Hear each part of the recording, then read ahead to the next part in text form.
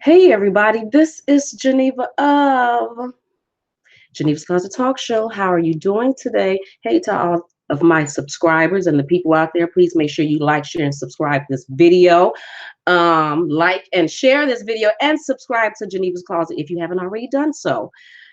Today I wanted to talk about this whole R. Kelly thing because this seems to be the big thing. And I think partially the reason why I wanted to talk about the whole R. Kelly situation is because I am from Chicago, you know, and then I think I know I've told you all this before. So maybe some of my closet seekers remember me bringing up the story about how I had an encounter, me and some friends with R. Kelly in Chicago by a McDonald's when I was 14 years old, actually. Matter of fact, me and all my friends, all of my little friends, we were all 14 years old.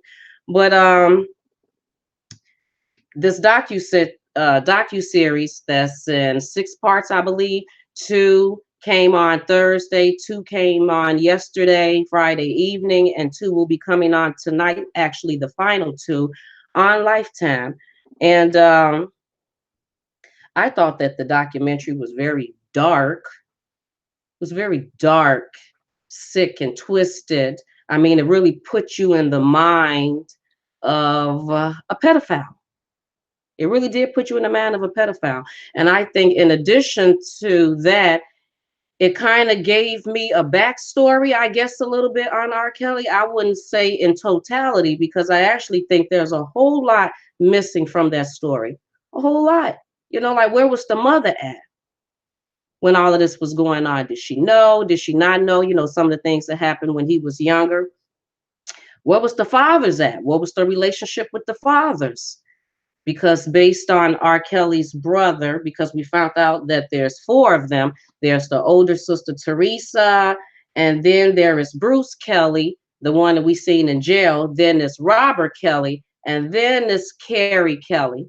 And Carrie made a comment about their fathers. So they have different fathers. So where was the fathers at? I mean, like, what in the world was going on? But before I get to that, I want to show you all this video that my sister just sent me. And she said that I should watch it before I came on with you all. So at the beginning of this video, which I can't play, but I will be taking it and posting it on my Facebook page so people can see the whole thing. In this video, it is Andrea Kelly, R. Kelly's ex-wife. And in the beginning of the video, she is singing R. Kelly's music. She's singing it. And then she's kind of defending R. Kelly and some things like that. So that's basically the part that I think that I'll be able to bring up. Let me see. Okay, now let me see. Can you all see it? As soon as I put it on, every time I try to multitask like this, putting on videos, I have a little hard of a time. I'm gonna try to get this one together. But I found this video interesting, so I'm happy that my sister did have me watch it, but I don't know when exactly she made this video. And I celebrate him. What you thought? I celebrate him and his music and his artistry. He does, we do what the fuck he do. That's right, Reese. Hey, cousin. Family first, honey. Family first. And you know that special rule about family. I can say what the fuck I want to say about him because he's my family. You ain't got shit to say. I'm going to cuss your ass out. How about that? That ain't your motherfucking family. That ain't your husband. That ain't your baby daddy. So, you know how that is. Somebody can be talking crazy at the family barbecue. People gonna act the goddamn fool at a funeral. Let somebody say something crazy about your brother at school. You try to rip their goddamn head off. Now, you might have called your brother the dumbest motherfucker to walk the face of the earth. Let somebody call your brother or sister that, and you will try to kill them. That's just family law. That's family love 101. Respect the boundaries. I don't give a fuck how you feel about it. Don't talk about my family. And it don't matter. You be like, oh, well, you said he wasn't no good. Well, goddamn it, I got the right to say he wasn't no good. In my family, I can say that. Because I also know how good he is. I also know how great he or she is. See, the Okay, so yeah, well, my sister sent me that. First of all, I don't know when she made that video. I don't know. I have a few opinions. I actually have a few opinions, people. So I'm gonna try not to make this video too long. And I think the reason why I have a few opinions is because I was molested too when I was 14 years old. So I guess I kind of understand it. And then I was molested by a family member. So when it's someone that you know and you care about and stuff, it can be a little bit different. And then I was in an abusive relationship when I was a child, when I was a kid, just like these kids, that I kept ricocheting back to, even though I was getting beat up and slapped around and drugged down the streets. And you would think that would make a person leave, especially if you keep going through it. But I kept ricocheting back. So I think that's why I have a few opinions about this story. But I tried to contact Andrea Kelly back in 2015. So before we even found out about this whole sex cult thing, so we knew about the Aaliyah story. Already knew about the 14-year-old because that was a long time ago.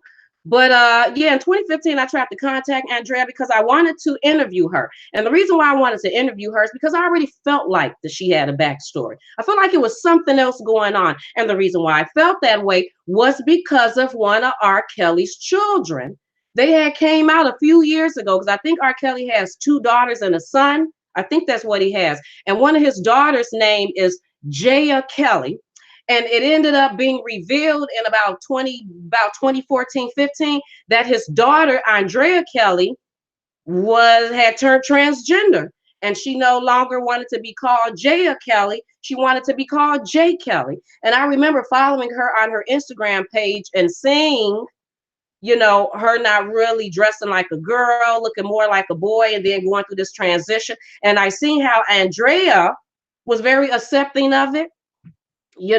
Taking pictures with her son, daughter, son, even calling Jaya J and stuff like that. And I found that to be really interesting. I was like, okay, so wow. So R. Kelly sent up that mess with Aaliyah, married Aaliyah when she was a child.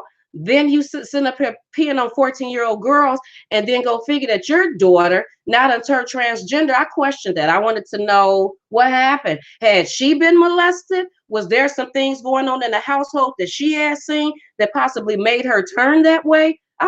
But she never reached out or anything like that. And then I was kind of curious about the story, even because of the brother Carrie Kelly, when I heard his interview with Wendy Williams a few years ago, and he was mentioning all the things that R. Kelly was doing with these young girls and stuff like that.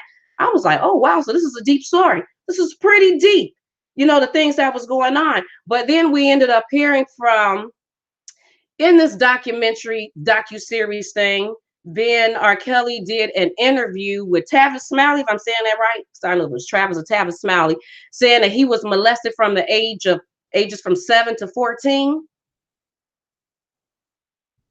And then he said that he didn't want to throw any of his family members under the bus. So we knew that it was family, and we knew it was from 7 to 14. Were you molested? Were you all ever molested? What were you doing when you were 7 years old? What about 8? What about 10, 12, 13? The mind frame. Like, I remember when I was 7, because I think 6 years old, you're in first grade. Right, because 5 years old, you're in kindergarten, you graduated from kindergarten. 6 years old, you're in first grade. 7 years old, you are in second grade. So basically from second grade all the way up until 8th grade, because we know 14 is 8th grade, he was being molested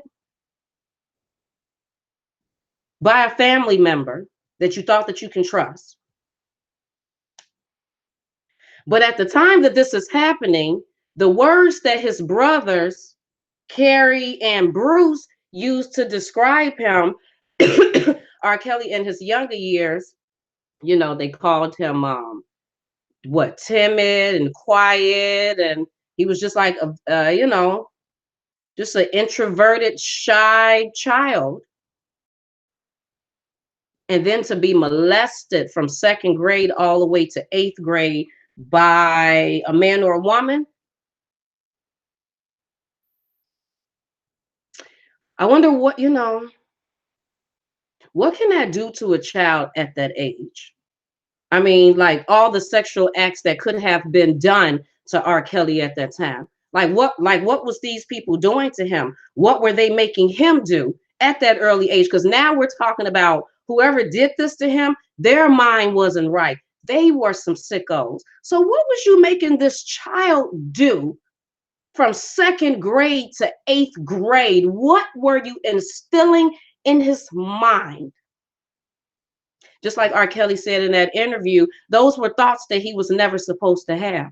He was never supposed to have. We are not supposed to have sexual thoughts at 7, 8, 9, 10, 11, 12, and even at 14. Your mamas and your daddies is trying to make sure that you ain't even going that route. Focus on school. Focus on having fun and activities. Focus on doing what you're supposed to be doing, but don't be thinking about no sex.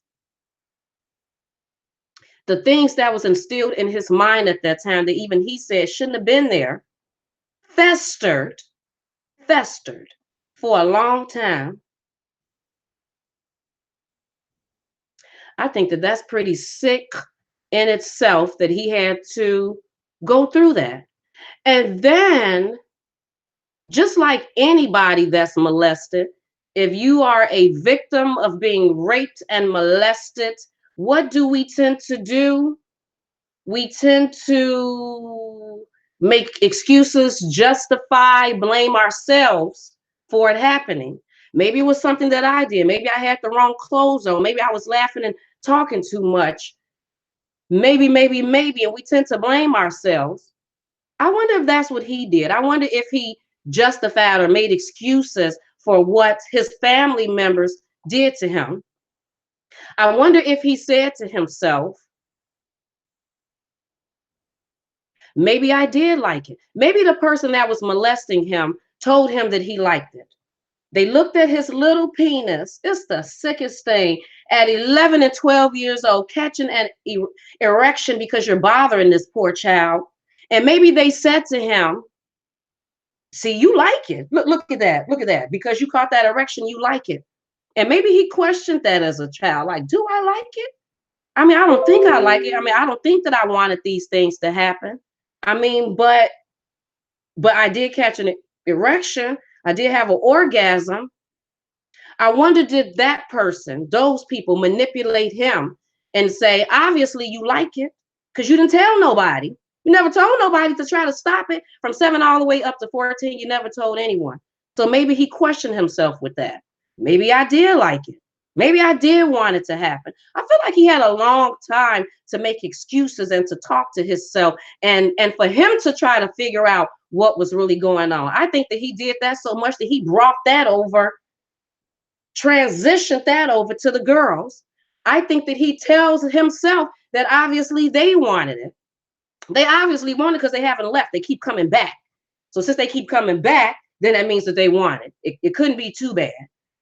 Obviously, they're enjoying it. I don't even know if he's able to fully, tell the difference. But then again, that's not even making excuses for him because I think R. Kelly definitely know that what he's doing is wrong. I think he gets a thrill out of it, messing with the children. I think that does something for him to mess with the babies. His brother, Kerry Kelly, said when he was interviewed by a YouTuber by the name of Tasha K, if you all don't know her, she interviewed Kerry Kelly, and he said that his older sister, Teresa, I didn't even watch the whole thing, but I heard that part, that the sister molested him. Teresa molested Kerry Kelly, the older sister? Why? Who molested her to even put in her mind? I wonder how far is the age difference. Like, was there a 5-year age difference? If she was 5 years older than, like how much older than Carrie was she that she was molested? I mean, like, was there a 10-year age difference? Like, what? And who did what to her to even put that in her mind? And did she molest Robert? Is that why when Carrie went and told Robert what happened, and I'm assuming that he told her about Teresa based on what he said. I don't know. Is that why Robert really didn't say anything, didn't have nothing to say, and said, no, that didn't happen, no, that didn't happen, because it was happening to him by his sister? I think there are a lot of people that are in fault And a lot of people that should get in trouble for this whole thing. If those people are still alive that did that to R. Kelly, can you imagine the things that was going on in that child's mind? Us as adults, we have a hard time fighting things. We have a hard time getting through things and understanding things as an adult. So at that age, trying to get him to fight that sexual perverted spirit, I think that was difficult for him. And I don't think he had anyone around to help him or to talk to him or to, as a child, to try to bring him back. Come on, Robert, come on, come back. I know these things was done to you for damn near a decade. People, that was almost a decade. Give it about 3 more years, he would have been molested for a decade. Bring it back, Robert. I don't think it was anyone there to help him bring it back. And I don't think that he was able to fight that spirit. And then you take that and you take a child that already has some self-esteem issues because he was shy and he was timid. His brother said he ain't about that life. They, like these are the things that they said about their brother. Then he was sitting up there being made fun of in school because he couldn't read and write, was having a difficulty reading and writing, even though his brother said he took the tutoring and he tried, but he just couldn't get it. So then you take that and you add that with it. Then he was being molested. Now he's really coming into himself. He do this talent show. He wins the talent show. And now he got all these girls flocking to him. Oh, that was a recipe for disaster. That was totally a recipe for disaster because now he like a kid in the candy store. He like a kid at Chuck E. Cheese. He was literally like a kid at Chuck E. Cheese. Just all the little kids he wanted, he was able to get it. And that's how you know that it's a real deep issue. It's a real deep issue. Because Robert could have had any grown adult woman that he wanted to. Any of them. Exotic, black, white, Hispanic, long hair, short hair, hazel eyes, green eyes, big booty, big chest, implanted, whatever he wanted. Let the record show, I even know women during that time that the thing came out with the 14-year-old girl. I heard grown women say that they would have allowed R. Kelly. They didn't know why he was sitting up there messing with these little kids. They would have let him piss all on them and they wouldn't have said nothing. I heard women say that. It was like he could have peed on me and I would have said nothing. Wouldn't have had said. I don't even know why he messing with these children. He could have had a sex code going on with grown women, consenting grown women, and it would have been perfectly fine. He wouldn't have gotten in trouble for it. You know what I mean? But he don't want that. He don't want no experienced woman, a woman who know about sex and life, a big booty, big breasted. No, he want the innocence. He like he want a virgin. He wants someone that he can manipulate to get all up in the mind. He can control. And why does he want that? Because he wanted what was done to him. That's basically, in my opinion, all that he really knew. His innocence was taken away from him. He already knew it because he had went through it for damn near a decade. He knew that he was innocent. He knew that he was being manipulated. He knew that he was being controlled when those things was happening to him. And those are the exact same things that he went after. Innocence, a person that he can manipulate and control. I think that's sad. I really do think that that's sad. But that's, in my opinion, what he did. He went after what he knew. That's what he knew, and that's what he went after.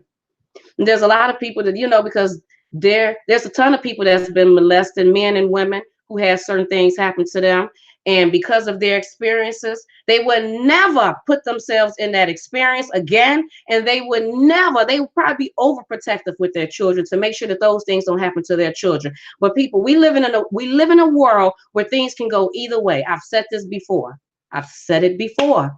There are the ones that take that situation and be like, never again will this ever happen to me again. And I'm not going to let this happen to my children or my nieces and nephews or whatever. And then there's the ones that take it and they twisted it around in his mind, in their mind. And the funny thing is that I don't even blame him for that, because he was a child. Like, what was he supposed to do with that information if there was no one to talk to and to help him explain? Just, oh my God, to talk him through that. We know people be needing counseling. Adults need counseling and go see a psychiatrist. He needed it too. Because then when he became a kid in Chuck E. Cheese, what did he do? He started hanging around the high schools. He started going to recruit the young children, having his people recruit the young children. And that doesn't help out any, that you have a bunch of yes people around you. It was nothing but a bunch of yes people. Yes people to the point that they were even, yes people to the point that you heard the former road manager say that he signed Aaliyah's forged Aaliyah's certificate, said that she was 18 and stuff. And me and my sister, when we got done talking, because we talked about that too, about all of these yes people. I wonder if these yes people, the partial reason why they were yes people is because they were getting some tricks and treats in this whole thing too. Were they messing around with some of these little kids too? Because you sit there on that docuseries as adults, and they all act like that they are just, oh my God. And now when I think about it, and I should have said something, but at the time you didn't. And even that one that was the road manager, what was his name? Because he the one that I probably had the music producer, Craig Williams. I don't know, I had probably had the biggest problem with him through the whole docuseries at this point, because he's talking about how things seem weird and how you went in this studio and he had a bedroom with a bed in there, and you went and you looked at all these rooms and you seen young girls in the rooms waiting. And then why you didn't say nothing? Why you kept messing with him and kept going over to the studio? Like, you never stopped and said, you know what, I can't mess with this man because he's crazy. You kept going. Now all of a sudden, as an adult, I guess you see what the issues and stuff. Was R. Kelly passing some of these young girls around to them? Was they messing around with some 14 and 15-year-olds too? And that's why you really didn't have anything to say about it, because you was getting some perks and stuff in it. Like, what was really going on? What was really going on? I don't know if they are being totally honest about that. All of them were probably just being some nasty perverts at the time. And I don't remember who said this. Was this Andrea Kelly, or was it one of the other ladies that said that R. Kelly was nice? R. Kelly was nice and cool, but it was Robert Kelly that was the devil. Now, when I heard that, I had to rewind that part actually, because I was like, did they say what I just thought that they said? Because I found that to be pretty interesting, because it's usually the persona is the one that's the crazy person, that's the outrageous person, that's the, you know what I mean? Because it be the celeb, the person. They're the normal person, the quiet, whatever person. But when they celebrity persona come on, that's when they turn to someone else. I found it very interesting that they said that R. Kelly was nice. The celebrity, that persona is nice. But Robert, the actual being, the person, he's the devil. So I thought about that and I said, okay. So Robert oozed on to R. Kelly. And that's why R. Kelly's career is messed up. It was bound to happen anyway, because he hadn't seen no psychiatrist. No one had talked to him to help him out with his issues for being damn near molested for 10 years by a family member or whoever, one person, two people, a man and a woman. Because old girl had said that that Robert told her that he was molested by family members, a man and a woman, or something like that. So yeah, I just found that to be very interesting, that it would be himself that is the devil person. But it makes sense though. But it makes sense, because that's the one that went through everything. He's the one that went through everything.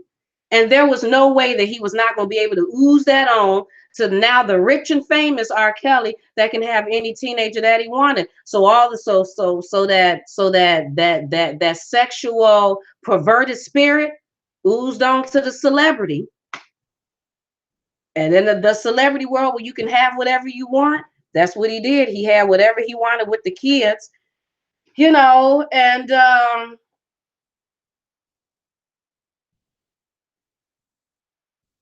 right. And I don't even really know. And this is for my generation of people because I was born in 78. I'm 40 years old. So during that time, the 90s, I was 14, 15 and stuff years old. Okay, now let's go over that a little bit. For my generation of people, we knew that we heard about the Aaliyah, the 14 age ain't nothing but a number. We knew that already. We knew, just like I was talking about it with my sister, that when we seen them on the BET thing and they were dressed alike and stuff, we knew something was going on. We knew it. We can tell. We had already been hearing the rumors. But at 14, 15, 16, we already fast. We already saying age ain't nothing but a number. So it wasn't a huge thing. I don't know how the other people felt about it, the people that was in their 20s. I don't know how you all felt about it. But I know my generation, we were too busy still indulging in R. Kelly's music. We didn't see nothing wrong with a little bump and grind and slow wine and nothing else. Woo, at 14, 15, these are the songs that was being penetrated into our spirits by R. Kelly based off of the things really that he went through as a child. It was already being ingrained. It was being instilled. It was being injected into us, this whole sexual nature thing. But I almost forgot what I was saying. um Yeah, but my generation, yeah, that's how I felt about the whole thing, to be perfectly honest with you. And then by the time this whole 14-year-old, by the time the video came out with the 14-year-old with the video, I seen the video. I remember watching the video. I didn't know who the girl was. The part of the video I seen, I think her face was blurred out. I remember, and this is what I remember thinking when I watched that video.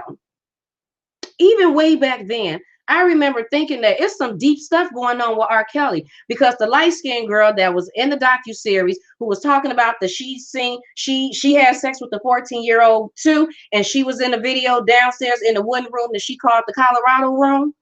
Yeah, I remember her part.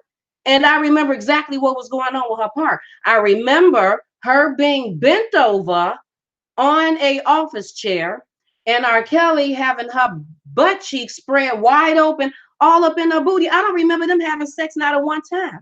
And I found that to be very interesting. You can have sex with this girl, but you ain't even having sex with her. You in her booty the whole time with his mouth. Not even like sex, but no, he's eating her booty, licking the booty the whole time. I found that pretty interesting. And then even with the 14-year-old, the parts that I remember, if I can recollect, I don't know if I remember them having sex, but I do remember him peeing on her. And I do remember him telling, like, didn't he have a model and walk around naked or something and dance? I remember that he had her dance naked. And I remember he had her give him oral sex, but I actually remember how that went. I remember he had his hands behind his head while she was doing it. He's looking at looking in the camera. He wasn't even paying attention to the 14-year-old girl, the thing she was doing. I found that to be really interesting. I was like, okay, it ain't even like it's really phasing him that these things is going on. And the reason why I think is because regular sex, he done had regular sex already. What you mean? From 7 to 14, he was having regular sex, and 15 and 16 and whatever other ages, he was having regular sex. By the time he's in his 20s and 30s or what, I think he's about done. I think he's ready to try any and everything. So if it's eating a person's booty, pissing on somebody, based on Tasha K's interview, where she interviewed one of the girls, if I'm not mistaken, the girl who said that R. Kelly security was giving him oral sex. R. Kelly is having his guys have sex with his girls, but only if he's around. Other than that, they can't talk. And then they all having sex, and just as long as he can control it, he's on. It's on a whole nother level now. It's on a whole. It done got bad. It done literally got bad, and it's on a whole nother level. So yeah, I guess once I think about it now, no wonder he wasn't really worried about regular sex. He done did that already. He passed that. He's trying to get some other things popping. For me, it's disappointing. This whole thing with R. Kelly, to me, in my opinion, is very disappointing because I've always been a fan of his music.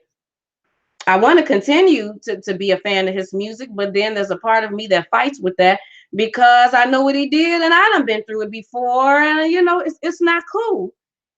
It's it's like it's a disappointment, almost like a parent that's disappointed.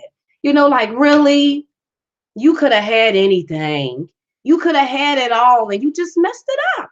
You're a musical genius, made some wonderful songs. I mean, R. Kelly, they kept talking about the king of R&B. R. Kelly is the king in R&B. He made nothing but hits. Nothing. But we can't even talk about it. You know? Uh he should have won way more awards. Like, he ain't won no awards. We ain't seen this man win awards in a long time. Because you messed it up. He should have received the Lifetime Achievement Award. But why didn't he? Because he messed it up.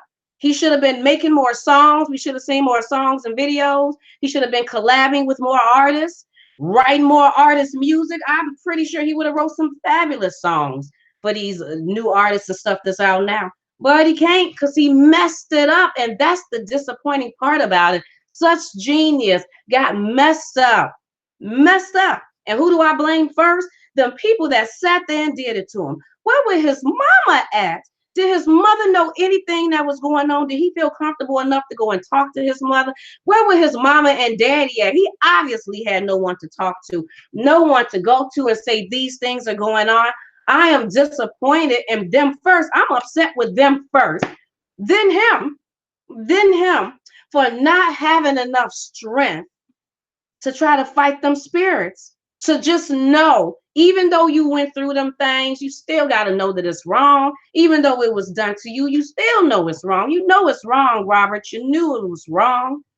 And that's what a disappointing thing come in at, because he couldn't fight it.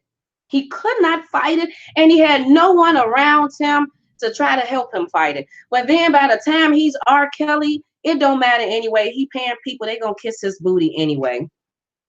Very disappointing. Because I would love to say that, but you can't because he done messed it up. But the good thing about the docuseries, I guess, was finally getting a little bit more breakdown on what happened, what was going on with Aaliyah. So old girl, the best friend of Aaliyah, said she caught them on the tour bus having sex. Yeah, we already figured that. We just didn't have the details, but we got a little details there. Found out about the relationship. I don't even know if they said too much about the pregnancy. They said that she was pregnant, and then they went to go get married, and then the marriage was annulled. And she had on there she was 18, but really she was 15 and he was 27. Okay. Let the record show that Aaliyah's mom has now come out and said that these things were a lie because she was always around. She said she was always around, so this couldn't have possibly had happened. It's all a lie, fabrication. She was around. My response to that is, look, Aaliyah's mom. I get it. I totally get it. This is what basically about 25 years later.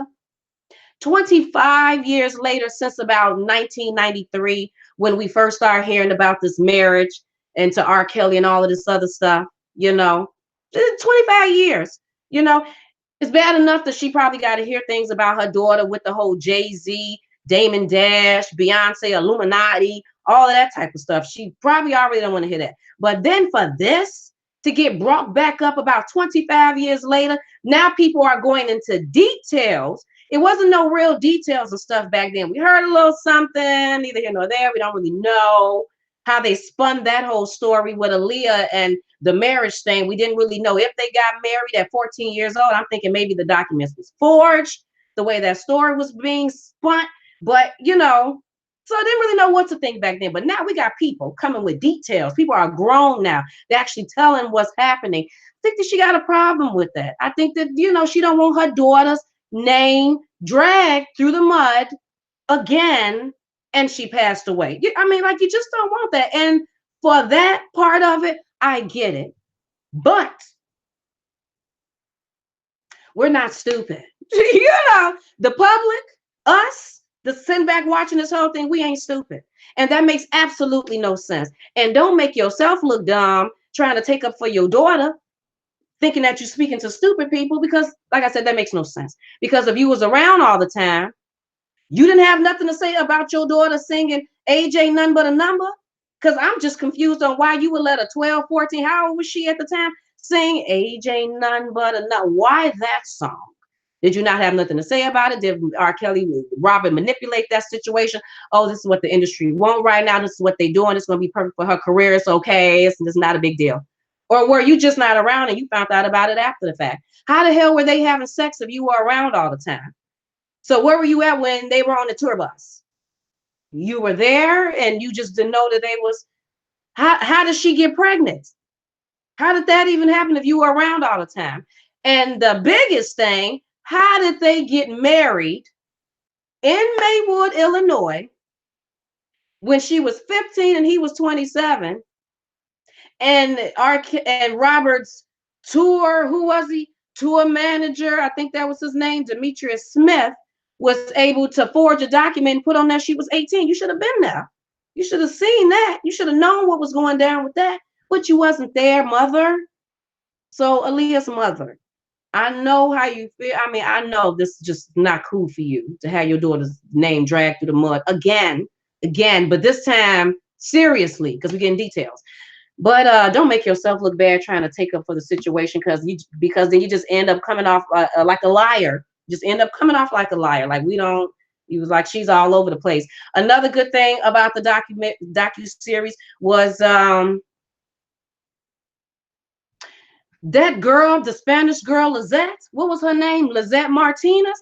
I found her story to be a little interesting too, because I'm like, okay, so she was one of the first ones. Because this girl was talking about how she didn't even know that Robert was married to Andrea for a whole year before she even knew, and how she was devastated when she found out. Devastated. So he had been messing with her for a while, and she say she was 17 years old. She even got pregnant by him, and I was like, wow. And did you see when she said that when she found out about Andrea, how she was crying from that, as if it still affects her to this day that he lied to her like that? Because in her mind at that age, I bet she thought she was the only one. She was special somehow. Somehow she was special. And even if she did know about some other girls, that's neither here nor there. You're hoping, especially when y'all having pillow talk and he's having his good days and telling you how you love him, you're so special. You feeling special. And you hoping that somehow one day when he get his mind together that you would be the only one. That you would be the only one. So I'm not surprised that I guess she's still a little devastated by her finding out about Andrea after the fact. Andrea Kelly, who was not waiting to hear from her. Come on now, we've been waiting to get some details. And even with her on there, I still don't feel like she told her whole story. There are still some things that I don't even know about that I would like to know. And I was wondering if she did that for her children's sake, so that they didn't hear everything. She probably explained to them certain things. And then with all of this being on social media and the blogs and stuff, I'm pretty sure they getting the dosage of it there. She probably just didn't want to go into detail, but I wish she would have, because I would have loved to know, because I feel like that she has to know. She went through a lot. But one thing that I did want to know, which she ended up saying, is had she been with any other girls? You know how the girls were saying that they were made to hook up and get together. They wasn't able to talk, but there were times that they got together and had sex with each other. I wanted to know, did she have any of those experiences? And she said she didn't. She said that he kept her away from all of that. She wished she would have known, because she said maybe if she would have seen these things, it would have further let her know what type of monster she was with. I don't know that necessarily to be true, because you went through the things that you went through and you didn't get beat up. I mean, and you didn't leave. So I don't know if finding out that he's messing with more women would have made her be like, oh my God, because it didn't do nothing for the other girls. So I don't see why I would have necessarily did something for Andrea. And you sat there and you married him and had 3 children by him in the midst of all the craziness. I found it interesting how the brother, which Bruce Kelly, said that he was shocked when he found out that his brother even married her, because she didn't seem like his type. Now, I remember when R. Kelly came out with that Trapped in the Closet whole thing, them videos or whatever. And if I'm not mistaken, I think this girl was in a Step in the Name of Love video. That girl that was in that video that he was dancing with or whatever, I remember us thinking that she was R. Kelly's wife at the time that all this was going on. Because they still hadn't showed her. They still hadn't showed Robert's wife. So we didn't know, had just found out that he was married. And there was one key girl that was in the Trapped in the Closet videos. And we were all saying that that was his wife. Like, was that the wife? We was questioning it and her age. People was like, she looked like she about 21, 22. So my first time ever seeing Andrea is when she was on that reality show years back. Y'all remember what reality show that she was on there with Prince ex-wife and Martin ex-wife and Will Smith ex-wife? That was my first time seeing her. And to be honest, when I seen her, I was shocked. I was like, oh, that's the woman he chose? Not that I know what type of women he liked, but I don't know. I guess I just had a thought in my mind and she would look some other type of way. But once you think about it, the type of girls that R. Kelly choose, these are just regular girls. And most of them seem to be black girls. I mean, we seen Lisette, she was Hispanic. I'm pretty sure there's some white ones and some other. But they seem just to be young, black, regular girls. Nothing where they, like I said, they exotic and the bodies is built for 14. They show stacking. They just look regular to me, so yeah, I found that to be interesting. Even that story that Sparkle told about her, about Sparkle hearing the knocks. They all sitting there watching some. She hearing the knock and she looking around. Anybody saying nothing. She like, do you hear that? R. Kelly was peeping his head and then what you want? And she was like, yeah, do you mind if I come out and get me something to eat? And he was like, yeah, go ahead. And Sparkle was like, what? And that was her first time mentioning Andrea. And we only heard two of the girls so far mention Andrea, Sparkle and the other one that said that she's seen Andrea in passing in the hotels or whatever. So it was good to hear her side of the story on how they met, how they got married, few details about their relationship, him being abusive and stuff like that. And yeah, and the other women giving their details about what happened. I was very happy to hear from Sparkle. Had been wanting to hear from Sparkle ever since her niece, basically.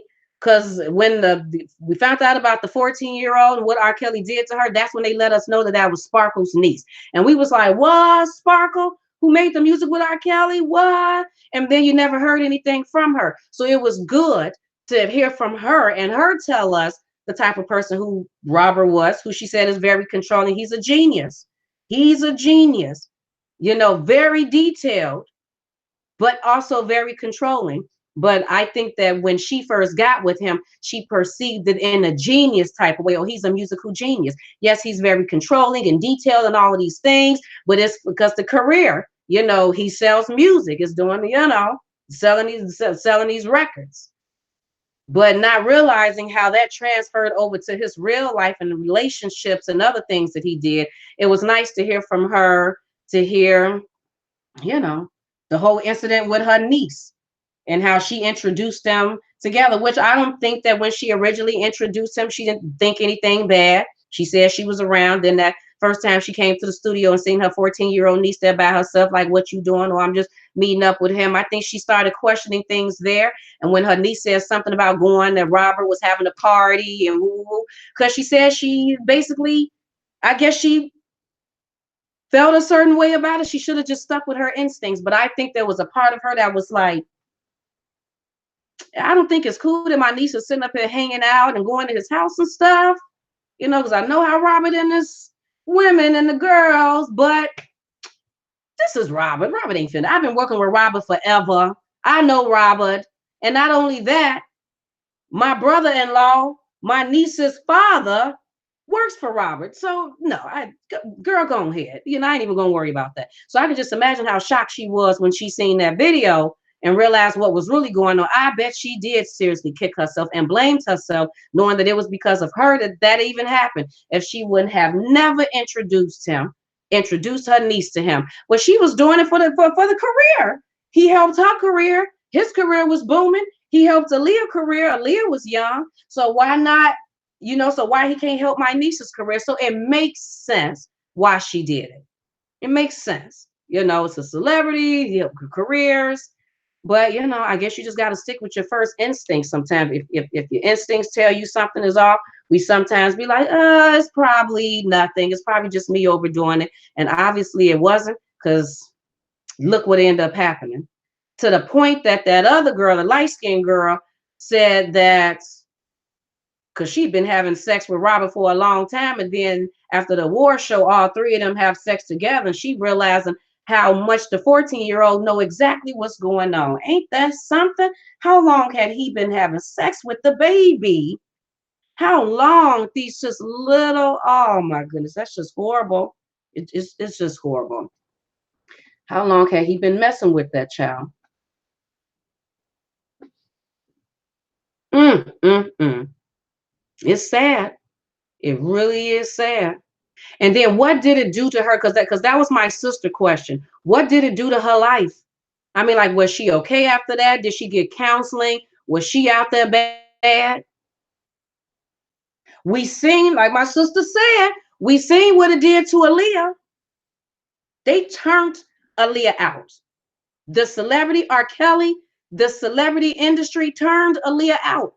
Aaliyah's mom, they turned your daughter out. Because if your daughter was a virgin before she got with R. Kelly, messing with this grown adult man, come on now, 15, 27, that's a 12-year age difference, 12 years. He's already experienced, she not, the manipulation, the control, and that. I wonder, was he making her call him daddy? I wonder, was he controlling her with certain situations and telling her to don't look and don't go and you can't do this? I'm pretty sure he did. We just ain't got that part of the story. But after he did what he did to her, turned her out, had sex with her, probably all them nasty sexual things that he taught her how to do, got her pregnant, married her. Then I don't know if the family came in and swooped her away. Like, I don't know what happened. Then the next thing you know, she's hanging with Missy and them. And let the record show, Missy sometimes act like that she had a relationship with Aaliyah. I'm not saying that she did, but sometimes the way that she talks about Aaliyah, I mean, it could be that they just had a really good relationship, but sometimes it can be perceived as if they had some type of relationship, and I wouldn't be surprised. Then next thing you know, she's with Jay-Z. Jay-Z, Jay-Z is, didn't they say Beyonce and Aaliyah was around about the same age? Jay-Z is older than Beyonce, so we know he's older than Aaliyah, and now Aaliyah messing with another grown man. No telling who she's messing with in between from R. Kelly to Jay-Z. Now all of a sudden, you're not even with Jay-Z anymore. You are with his friend, the guy that he was just with, making songs and it had the whole label and the other. Now you with Damon Dash. Ain't no telling who she was with between Jay-Z and Damon Dash. Now you with, and Damon Dash is grown and older as hell. Really? Yeah, she literally did go from literally did go from whatever song she was making back in the day, which I can't even, I thought I had some, what the song she was making back in the day after Age Ain't Nothing But a Number, her other songs, which was just regular songs. Because after she left from R. Kelly, that Age Ain't Nothing But a Number, and she got with Missy, her songs was just regular songs. Y'all know. Then all of a sudden she with Damon Dash and she's singing Rock the Boat. And she wasn't talking about a boat. She was talking about some sex. That, yeah, that seductive sexual spirit was definitely there. They turned her out. She got turned out. So we definitely see how that goes. And so, yeah, I wonder what happened with the 14-year-old. Is she okay? But anyway, let me try to finalize this whole thing.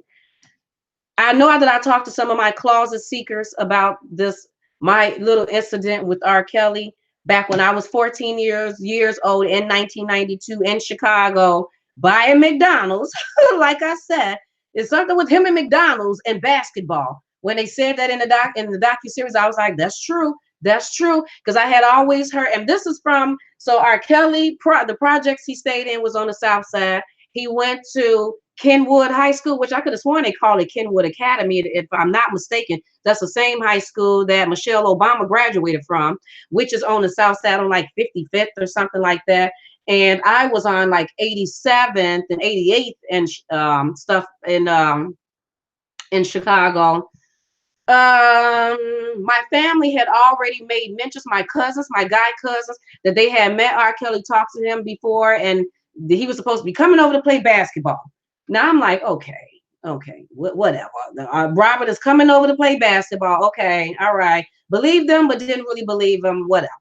So one night, it was a beautiful evening, probably about 7, 8, 9, whatever. It was late. And there is a McDonald's that's sitting on a corner of 87th and Wabash. And right before, and we're walking down the street, it was me and my 2 female friends and 2 guys. And we were all practically the same age. And me and my female friends, we were 14 years old. And the guys was about maybe 15, 17, whatever. Before we got to the parking lot, the drive parking lot where you can come in and park in McDonald's, and it wasn't that even that many people at McDonald's. I don't know if they were about to close soon or what, I don't know. But we see a black sports car pull up in the parking lot. And then we see Robert get out of the passenger side with a bouncer who was driving the car. I'm assuming, I don't know, bouncer, security, whoever, but it was a big bald guy sitting on the driver's side. Both of them get out. Okay. Now it's a girl sitting in the back seat who had long hair, long black hair. She was sitting in the back seat of the drop top. The top was down and she had a hat on. And if I'm not mistaken, she had some shades of glasses on. We end up realizing after the fact that that was Aaliyah. But at the time, Aaliyah had not came out with Age Ain't Nothing But a Number. I don't know. I don't think we had heard the music. So we didn't even know who she was. So Robert and his security, whatever guy, they get out. And I remember we all like, oh my God, they go R. Kelly, R. Kelly. And I remember my friend going up to him and saying something about, I don't see nothing wrong with a little bump and grind. 14. This is what we're doing at the tender age of 14. And I remember R. Kelly laughing, smiling and kind of smirking or whatever. And then they went inside McDonald's. It was no one really in McDonald's. Everyone from the back, behind the counter, it was like, oh my God. And they run up to the front. And I don't know if he was ordering food. I don't know what he was doing. But one of my guy friends, Keon, he went up to him and he was like, yeah. Remember you said you was going to come over come over and play basketball? You still going to come over because we waiting? He was like, yeah, I'm going to be over there. We're going to play basketball. And I remember thinking like, okay, well, I guess my family was being honest then because he showed it and he wasn't looking at him like, who are you? When did I say that? I never said that. So I was like, okay. And then they left. And then that was the end of that one. Now, I thought about that story the other day, Thursday evening, when I watched the first 2 parts of this docuseries, and I thought about it, and I was like, why the hell was R. Kelly at McDonald's, first of all?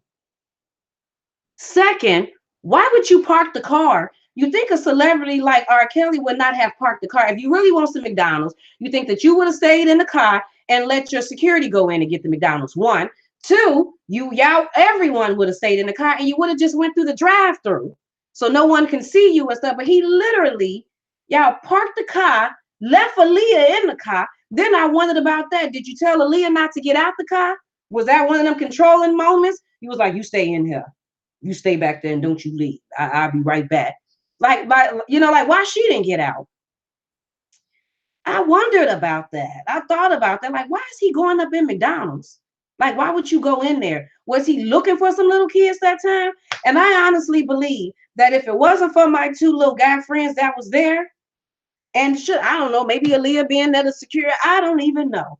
He probably would have went for one of me and my 2 little girlfriends. We were all 14. We were probably ain't need nothing but a blink of an eye from it happening to us.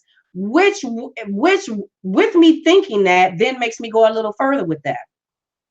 Let's say he would have said something to us. Let's say that little incident of my girl, I don't see nothing wrong with a little bump and grind, and we all smile and he leave me down and we walk off. And then next thing you know, we see his security stop the car, get out the car, and come over and give us a phone number and say R. Kelly said to give him a call. Do you know? We would have been like, what, girl? We would have went. I would have went. She would have went, and she would have went. We all would have went. And if he would have only wanted one, all three of us would have went. If he wanted, one of us would have went. We would have encouraged the other one to go and wanted all the details and find out, can we somehow be put up in that mix too? Ain't no way in the world we would have turned that down. Never. At 14, we were already fast. If we would not have been fast and with some very good, respectable children, we just did our work and went to school and came home and we just did our chores, then we probably would not have went. But that mind frame that we was already fast and being bad and stuff, we totally would have went. Because it's R. Kelly. What are you talking about? And don't let him send flights. He put me on the airplane for the first time. Really, bitch? He's giving me tickets to his shows. I'm going to his show. He's paying for me a hotel room. Really? I'm in a hotel with R. Kelly.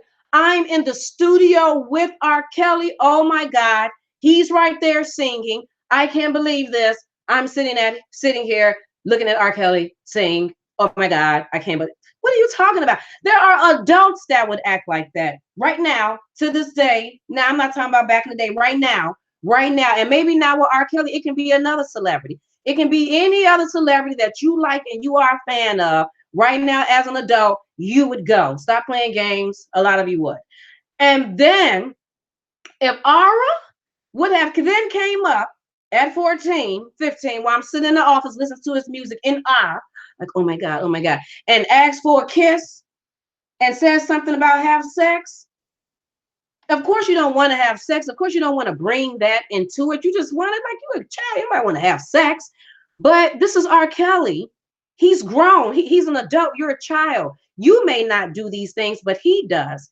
Do you want to take the chance of not doing it and then him not wanting to be bothered with you no more? Do you know how much you'll kick yourself after that if you didn't do it? He turns you away, then he doesn't call you anymore. You gonna literally do that woulda, coulda, shoulda. Felt like you done messed up an opportunity. And don't let me have wanted to be a singer, songwriter, celebrity, a rapper.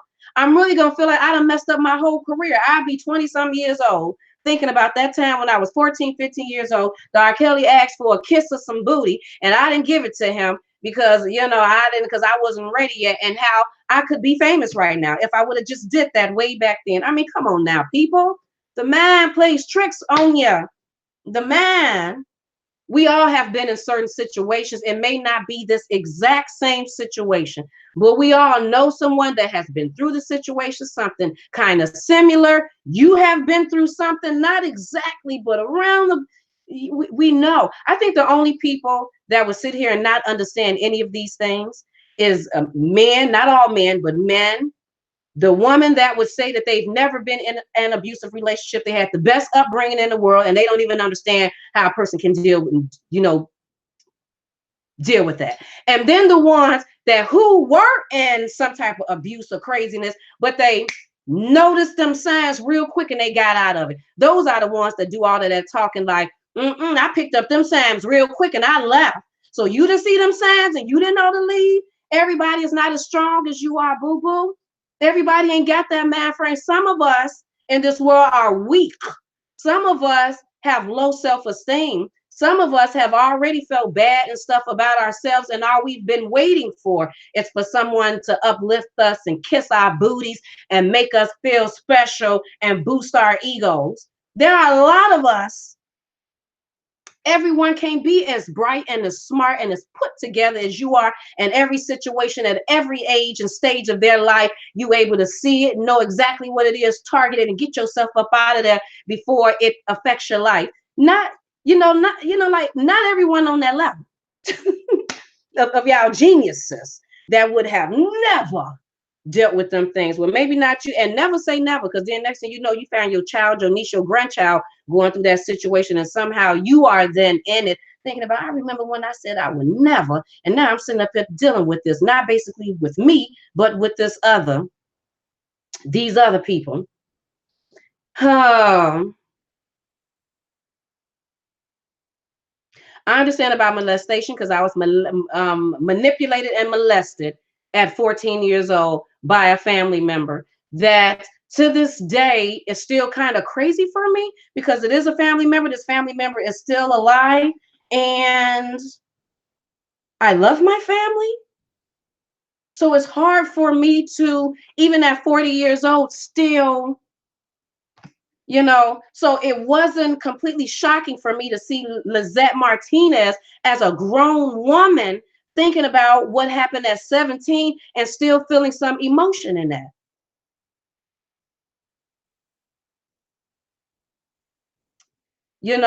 And yeah, it's still difficult.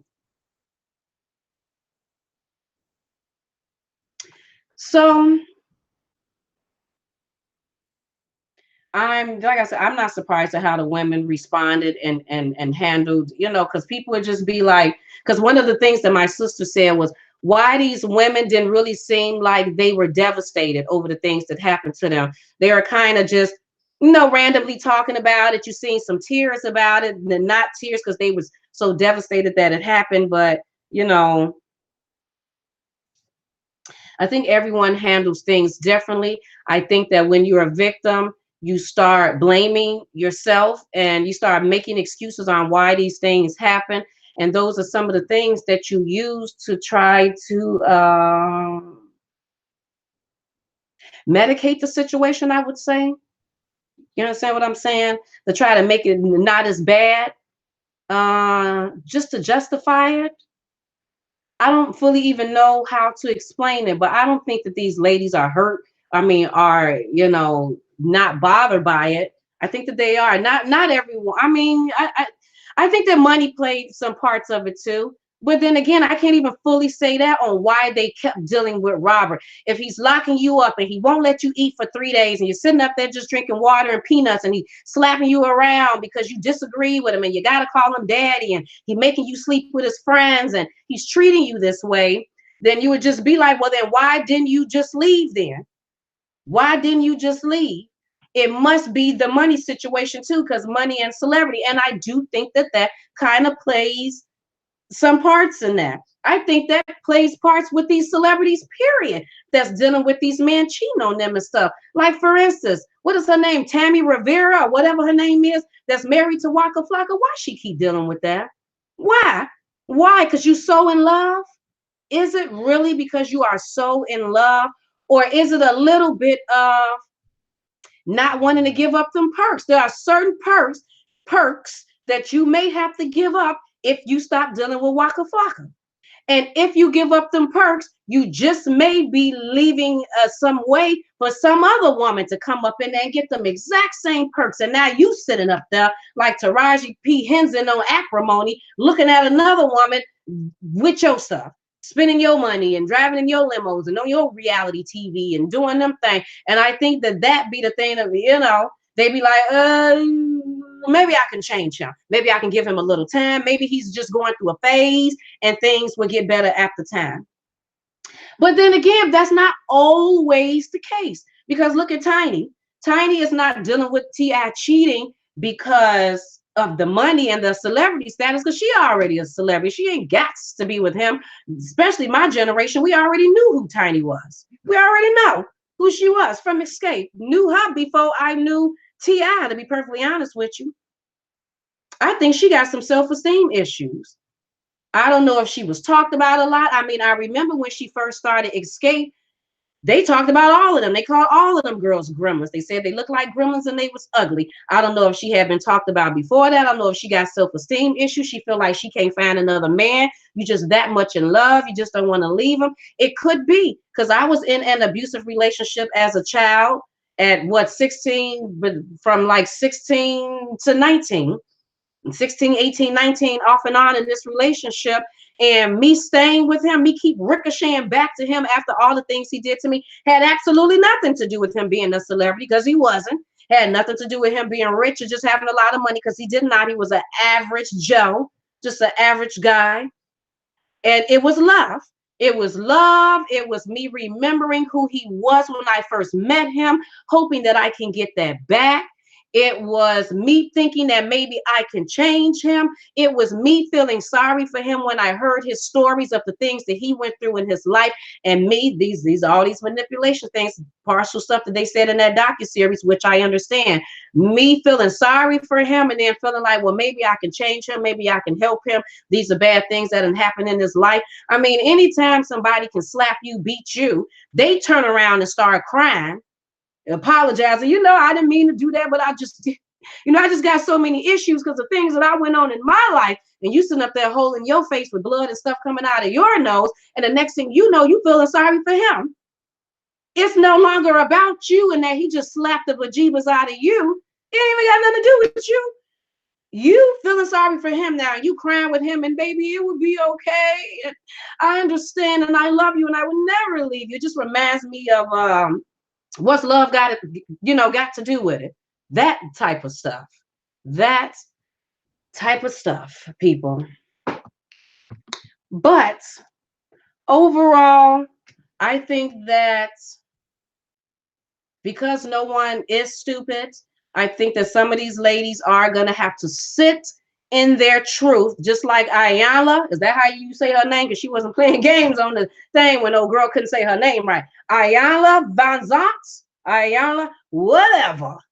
Just like she say, sit in your truth. Some of these ladies are going to have to sit in their truth and admit that they dealt with some of the things that they dealt with R. Kelly, with Robert Kelly, aka R. Kelly, because he was a celebrity and they did have money. And my sister brought up the light-skinned girl, because my sister was like, so wait a minute. You sleeping with the little girl at 14, the light-skinned girl who said she had realized how old the girl was. So you're sleeping with the girl at 14, that she young, and that none of the stuff that you're doing is right. But then all of a sudden, practically 2 years later, all of a sudden you're devastated. Now, once you realize that the girl was really 15 going on 16. So back then she was really 14. So you was devastated by that? Devastated to the point that all of a sudden you had taken videos and giving the videos to other people. And my opinion on that is I don't think that that's what that was. I think now as an adult, because I think a lot of us at the time, like I said, the things that was going on with R. Kelly and Aaliyah, all that 14 years old. And to me, it really didn't make a huge difference because I was 14-year-old and fast. I'm a kid. I don't know no better. But once you become an adult and you start having children and your children start becoming these exact ages that you was talking about back in the day, then you start understanding a little bit better. Because she said that she has a daughter that's 14 or a child is 14, almost 14. I bet you when her child started getting up in age, she really started paying attention to how young they really were, how young that 14-year-old girl actually was. You start paying attention to that stuff then. And I think that's what that is. So I think that when she talks about that, she's talking about that from her adult self. But if she's trying to make it come off as if back then you were so concerned about that, I don't think you was. I think the thing that pissed her off was that you then see the bag of the videos, you take the video, you pop it in, you see R. Kelly having sex with you and the 14-year-old girl. That's cool, whatever. I knew because I was there for that. But then you keep watching the video, and then you see him having sex with the 14-year-old by himself, which is something that she said she had already originally questioned after the award show when she had sex with the 14-year-old for the first time. I think that it's when she seen that part that bothered her and made her mad. Okay. Oh, so what, do you like her or something? Because you seem to be spending a lot of time with her. You're having sex with her on your own. I think she got jealous because of that. I think it's one thing, even though they didn't want to do it, but I think it's one thing to have all of y'all have sex together, so now you seeing what's going on between Robert and their interactions, and okay, but it's a whole nother thing to know that he's off with this girl by himself, having sex with her by himself, and probably he's whispering sweet nothings in her ear. Are they having bedroom talks? Is he telling her that he love her and she's special? As sick and twisted as that sounds. And you like, but what? But he having sex with her? What difference does it make? It happens. And it's out there in the world. I'm just letting you know, just in case you didn't know, so you know for future reference. It happens. And I think that's the thing that pissed her off, which made her then take the video and claim that she didn't want no videos circulating with her in it, and then give it to someone. And then my sister also questioned, why did if it's this man that you say you can't trust and he crazy and he do all these things, and you done already took the video and you done gave it to someone, then why would you feel the need to then go get the video back, because you trust Robert so much to give him back the video? Like, where did that come from? Like, you think that you would be scared and trying to get away from him. I think for all the scared, for all the beatings and the slappings, for all the mistreatment, for all the starvation, for all the you can't do nothing, you can't talk to nobody, I'm going to isolate you from your family and your friends, for all of that, I think that what they try to remember is the good times. Have you ever had that situation before, that it's bad times and good times, but you try to push the bad times out and just remember the good times, hoping that it can be like that all the time? I think that that's what they should try to remember. Just remember the good times with them. Remember the times when they were laughing and talking, and then everything was going wonderful. And I think that's the thing that makes them. I think there was love there. They actually had love for this man. He spent years with them. He spent years. Yeah, true enough, it was years treating them crazy, but nevertheless, they had love for him. He done took a lot of their virginities away. Y'all know how it is at your first time you a girl. We're very, vulnerable beings and stuff anyway. We tend to fall in love and stuff quick anyway. So we're talking about children. So it shouldn't be so far-fetched. It really shouldn't be that these kids would keep dealing with these things and fall in love, even though you're being beaten and mistreated. And then some of these women then got pregnant by him. First time ever being pregnant. That's even huge. Like, you remember these things. And Andrea, what do I have to say about Andrea, especially since I done put that video up of her making them comments? I think that she be all over the place as far as her feelings about Robert. Because at the end of the day, we can say whatever we want to say about him. She still have to deal with him, because that is the children of her 3 kids. I don't know how much she talked to that man, and y'all don't know how much she talked to that man. Weekly, bi-weekly, every month, 4 times a year. I don't know. Do her children ask about him? Do they question where my dad? Do they talk to him? I don't know. I think she can literally be all over the place. Like, what do you do if you were in an abusive relationship with somebody? Not to say that this person abused your children, and now you're not in the relationship anymore, but this person still have to see the children. They still got to whatever with the children. I mean, like, how do you handle that? I mean, no, you can't see the children. Are you 500% against them? Do you try to forgive and forget and move on because you have no choice? This is the father of your children. I don't know. I don't know when she made that video. I think she'd be conflicted.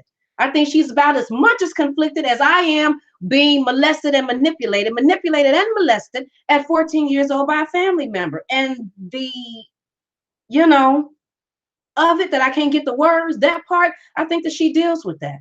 So even though she said the things that she said, he can go to hell and, all of that stuff. And I think there's a part of her that when she thinks about the things that she went through, she's hurt. She probably cried. She pissed.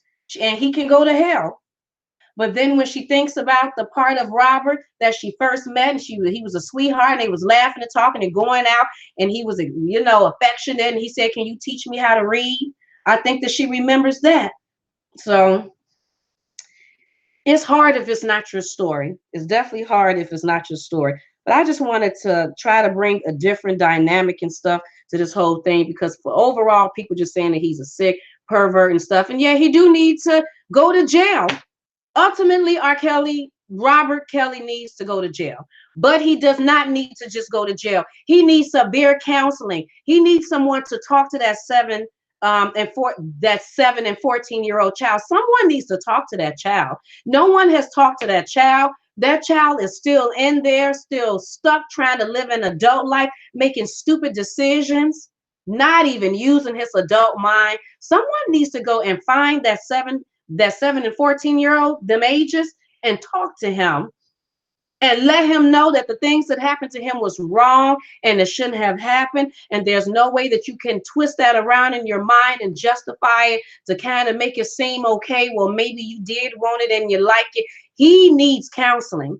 He don't just need to be thrown in jail. He's in a dark place. He's in a dark and twisted place. I honestly believe that there have been times in Aura's life that he probably did try to get with an older woman. He tried not to go to the schools and mess with the little kids. I think that he realized, he knew that he had an issue, that it wasn't right, whether he knew that on his own or somebody seen the things he was doing and his music teacher, whoever, and said, Robert, this isn't right. I believe that he tried to fight it, but I believe that that spirit was strong. And we know people will have spirits in them that are strong, them gay spirits, them drug spirits, them crack spirits, them alcoholic spirits, them 600-pound life spirits. It's there, people, them lying spirits, them sex addict spirits, them thieving spirits. That's why we have people that steal all the time and they can't stop it. Them spirits is deep. They act like they can't fight it. People talking about they got sex addictions. That ain't nothing but a spirit that you can't fight. Alcohol and drugs, that's a spirit that you having a hard time fighting. That's all that it is. That's all that is. He don't need to just be thrown in jail. He need counseling. And I firmly believe too that if he go to jail, they need to put him on a suicide watch. Because just like his brother Kelly said, if I think that it was the right one, Brewster Carey, he ain't about that life. He is not about that life. If you throw him in jail, you're taking so much away from him. Now he's just a regular Joe. I mean, you have no control no more. No one is calling out your name and hanging on every word you say. You have no whole entourage of people that's kissing your booty anymore. You just a regular guy that now have to sit there and be in there with your demons and stuff. Them demons, that stuff will really fester in him. And then not to mention him messing around with them kids. Ain't no telling somebody gonna be trying to kill him up in there. And why haven't the record industry or anyone did anything as far as his career? Back in the day, I would have figured that maybe because he was popping out music, he was making his songs and doing all of this stuff, but he ain't made no music in a while. Besides that 13-minute song that he got out that no one was really paying attention to. We just wanted to hear all the tea that was in it. But besides that, he ain't made no music. He hasn't done anything. So why you think that they would have exposed him and dropped him like a bad habit like they did Bill Cosby? But they have not. So I wonder, does that have anything to do with, because they was getting some kid booty out of it. They probably looked at Robert and said, Robert, you're pretty good at this. How you got this whole setup?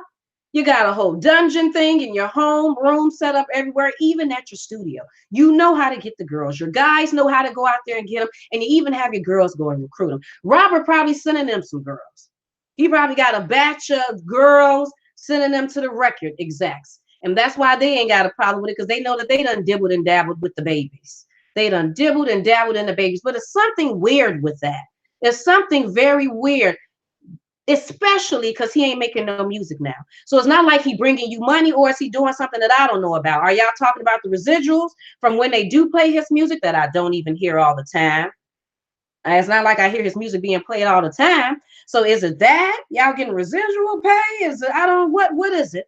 It makes me feel like something else is going on, and that's how come they are keeping so quiet about this thing. Because they did an excellent job of spinning that whole Aaliyah thing when they were married, and they did an excellent job of spinning this whole story when he was messing with the 14-year-old, to the point that I didn't even know if I could believe it. But then again, I could. But what did you want me to do? He was popping out good music. You wanted me to weigh the 14-year-old being molested or the good music? I'm sorry, I went with the music, just like a lot of people did. I'm not the only one. A lot of people did. We knew what he did back then. And even like I said, to this day, I'd be like, dang, I want to play the music because I love the song. I want to be able to jam. But you done messed it up, Aura. You done messed it up. Anyway, people, there was something that, so we know this whole thing about this Pied Piper situation, right? The Pied Piper. Now, mind you, a few years ago, because I really did, a few years ago, I did a posting on this on Facebook. Make sure you follow me on Facebook at Geneva's Closet. A posting about the Pied Piper, put the story up there of who he was, and put the story up there of who he was and actually the little picture that they had of him. Okay.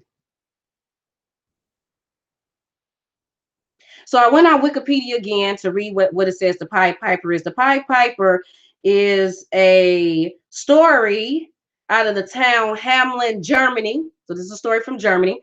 And the legend dates back to the Middle Ages.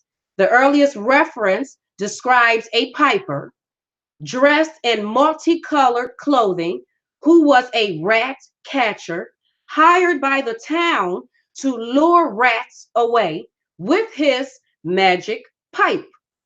When the citizens refuse to pay for his services, he retaliates, he retaliates by using his instrument's magical powers on their children, leading them away as he had the rats. So that is the story of the Pied Piper. So I was a little interested earlier today, this morning. I was like, I wonder, is there anything mentioning where R. Kelly mentions why he chose the name the Pied Piper? So I went and I did a little Google searching and I found this article from GQ that's dated February 3rd, 2016, that says why R. Kelly calls himself the Pied Piper. So let me kind of read through this without going through the whole thing. This is a conversation that this man had with R. Kelly. It says,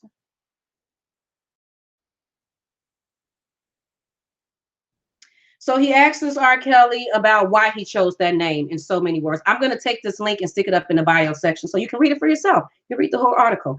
It says, he said, I started calling myself the Pied Piper when I started using the flute sound in my music. He mentions Fiesta and Snake. I mentioned Step in the Name of Love, the first of his own songs where he actually refers to himself by this name, the Pied Piper. I was the Pied Piper, you know, blew a flute. I started calling myself the Pied Piper because of the flute. And I'm explaining to you so this is the conversation. But I say, did you understand why people thought that that was strange? Absolutely not, he replies. I was just thinking about the flute, you know. But I continue, this is what the reporter is saying. You know the story of the Pied Piper. He shakes his head. I don't really know the story of the Pied Piper. I don't read stories, first of all. I just remember either a rabbit or a rat leading people out of the village with a flute, and he laughs at the thought. That's all I can tell you. So now I have the surreal experience of explaining to someone who has been calling himself the Pied Piper of R&B for over a decade through a parade of underage sex accusations, the fable of the Pied Piper, as it is most often told as I know it. So he starts telling him who the Pied Piper is, how the Pied Piper was hired by the people of Hamelin to lure away all of the town's rats with his music. And then when he did so and the adults of Hamelin refused to pay him, how the Pied Piper took revenge by luring away all of their children and killing them. Kelly seems sufficiently mystified that I genuinely believe he doesn't know any of this. First, he asks for a recap. He led all the, what he says, children out of the town and killed them, I repeat, because they didn't pay him? Yes. I offer another summary. The Pied Piper, I explained, is a kind of bad guy who does terrible things to young people because they didn't pay him? He repeats as though he's still digesting the narrative. Oh, wow. I never knew that. I never ran into no story like that. I will learn over and over again that R. Kelly's relationship with both mundane reality is the truth, and the truth seems to be a very complicated one. But as he tells me this, I do believe that he truly didn't know. With almost anyone in his situation, it'd be impossible to avoid knowing of at least some of the criticism that had rained down upon him for giving himself this nickname. But for the obvious reason that his reading ability is still limited, Kelly may be the one celebrity who truly does not read his own press. You know, I can't believe that people really think deeply like that, he says. It's kind of jokey to me. It's goofy because I don't think enough people think that deep of me. They would compare me to some man that leaves children out of the community and kills them. There's no way they would buy my albums. There would be no way they could come to my concerts. Anybody that thinks that way is sick. So definitely can't pay them no time.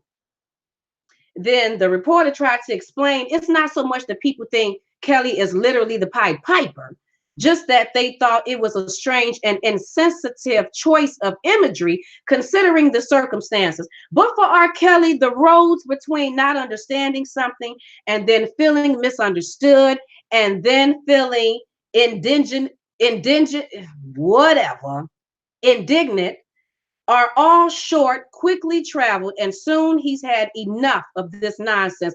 People love the Pied Piper when I did that, he objects. That blew up. Come on now. That blew up. The Pied Piper, people love that. My album went 3 times platinum, 4 platinum. It did really well for me. I called myself the Pied Piper. I've called myself the Weatherman. I've called myself Kels. I've called myself a lot of things, changing the name, switching it up, just flipping, remixing, but never to harm anybody, never to make a deep statement for people to dig into and figure that out. He says it as though it's just another person out here trying to live his life in a good way. Wow, he says, but okay. So yeah, he did. But R. Kelly is acting about as oblivious as Amber Geiger in that whole Bottomsham John situation. Just really, I didn't even know. I didn't even know. So you knew the story. I mean, so you knew it had something to do with a fluke. Now I'm very confused about this because either he read it, he heard the story, or you seen the cartoon. Now I'm assuming, because how would you even know it has something to do with a rat or with something in the flu? So you didn't know the rest of the story. I mean, and then you knew the leading away because he said he knew all of that. He knew about the flu, he knew about the rats and some, and he knew about the leading away. But you just didn't know it was leading away of children. Oh, that part he had no idea, which I thought he knew. He didn't know they were talking about leading away children. He thought they were talking about leading away the rats still. That's about as far as he went with the story, is the flute and leading stuff away. So was it something else I was supposed to read? I feel like it was something else I was supposed to read. Was it something else? It was that. Was it supposed to be 2 things? I don't even know. I have the slightest idea. But make sure you stay continued tonight on Lifetime. They are showing the final 2 parts of this docuseries and see if they are going to say anything else of interest.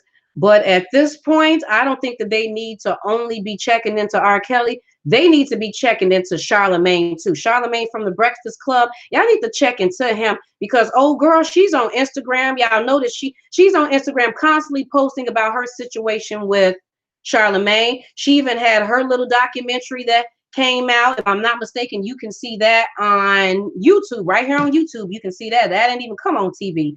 They need to be checking a few people.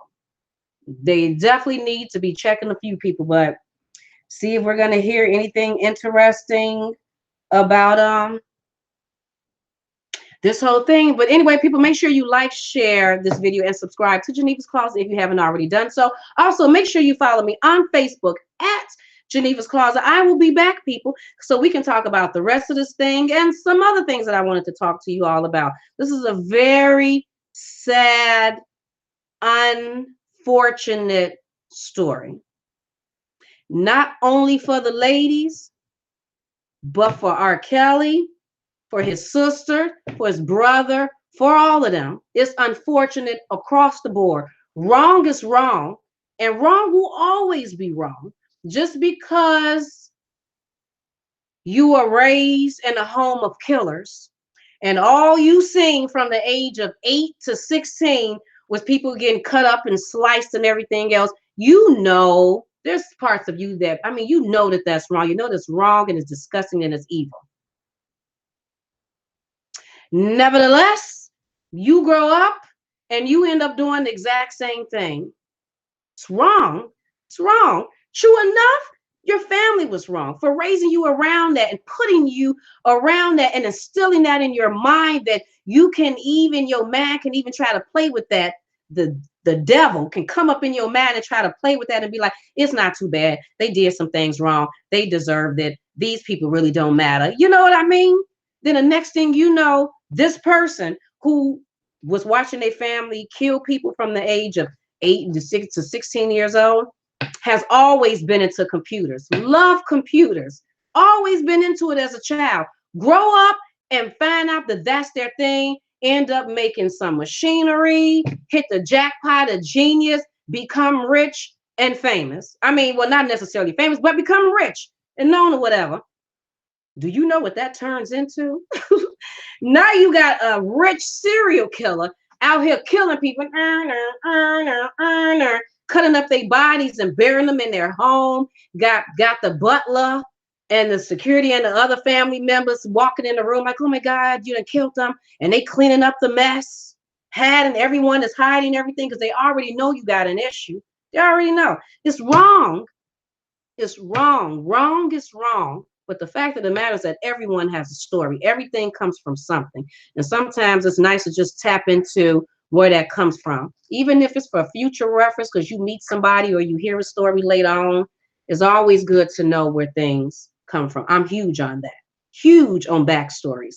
But anyway, people, like I said, you all have a fabulous rest of your day. I enjoyed talking to you all. No, I did not really turn the comments on, so I just wanted to say what I had to say and then be done. But like I said, I'll be back, if not later on today, then tomorrow, so I can then answer questions. We can talk a little bit more about this. I can see what you have to say, but make sure you leave your comments, because I really want to know what you have to say and any key points or things that I didn't bring up or some situations you done been through, because I may want to read that out to people and let people know.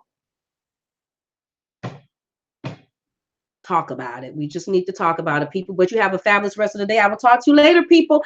Bye.